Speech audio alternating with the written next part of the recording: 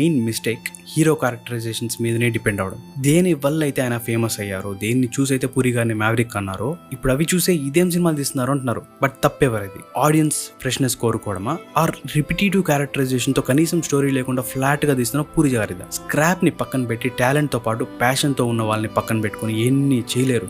ఒక్క commercial cinema తీసే డబ్బులతో 5 కంటెంట్ బేస్డ్ ఫిల్మ్స్ తీయచ్చు. Recent example court. ట్రైలర్ చూడగానే అర్థమైపోయింది సినిమా ఎంత మంచిగా ఉండబోతుందని. అలానే ఉంది. 9 crores తో తీసే 3 days లో 24 crores సంథింగ్ చేసింది. లాంగ్ రన్ ఈజీగా మంచి ఫిగర్స్ చేస్తుంది. సినిమా చూసిన దానికి ఆడియన్స్ సాటిస్ఫైడ్, ఇంకో పక్క ప్రొడ్యూసర్స్ హ్యాపీ. Win win. ఇప్పుడు అట్ టైం పూరి గారు కొత్త కాన్సెప్ట్, కొత్త థీమ్ తో వస్తున్నారు అంటే చాలు, ఆటోమేటిక్ గా జనాల్లో హైప్ క్రియేట్ అయిపోతుంది. Imagine Puri Jagannadh with X and Y is going to direct periodic film, లేదంటే horror film or whatever. దీనేమో ఊహించుకుంటేనే భలే ఉంది. బాగుందో లేదో FTF's కి వెళ్ళి హానెస్ట్ అటెంప్ట్ కి సెల్యూట్ చేసి వస్తాం. కాకపోతే మెయిన్ థింగ్ ఏంటంటే పూరి జగన్నాథ్ గారు ఒక పార్టీ యానిమల్. లైఫ్ ని మంచిగా ఎంజాయ్ చేయాలి అనే వ్యక్తి. ప్యాకప్ అయిపోగానే యూనిట్ మెంబర్స్ అందరితో పార్టీ చేసుకోవడం